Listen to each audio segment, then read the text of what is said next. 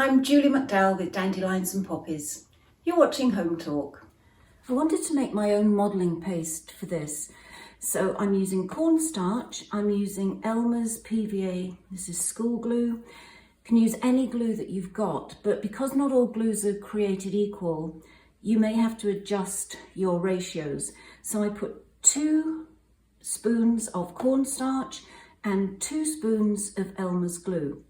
Work it in together until it really is quite stiff, and that's what we're looking for. If it doesn't feel stiff enough, just keep adding cornstarch. And to that, I'm going to add a little bit of paint.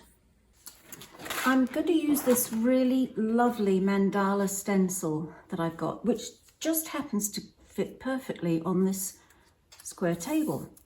So going very carefully, I'm now going to apply it. It's quite thick, but it does seem to be going on okay. So now the whole stencil is covered, and now for the moment of truth. Very, very, very carefully lift this off. Few little bleed throughs, but not too bad at all. Oh, I think that looks okay. I'm happy with that. I have tried using these kind of kitchen items before for doing raised stenciling, and they just haven't been stable enough for me. But the addition of the glue makes a huge difference. This is the next day now. I left it overnight to dry, and it's absolutely rock hard. If you listen to the sound, it's so hard, I can't believe it. And even trying to use a blade on it and scraping it away, it is not budging.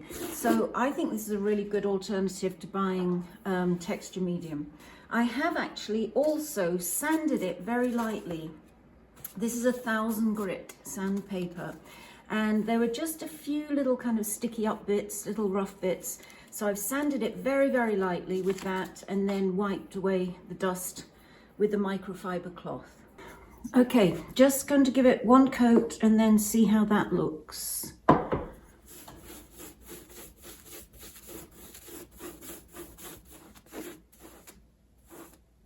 Okay, I'm going to leave that to dry now, and then I'll decide afterwards if I need to do another coat. And here's my table, all finished. I did put a second coat of paint over my stencil. I decided it needed it when the first one had dried. But just look how subtle this little design is on this tabletop.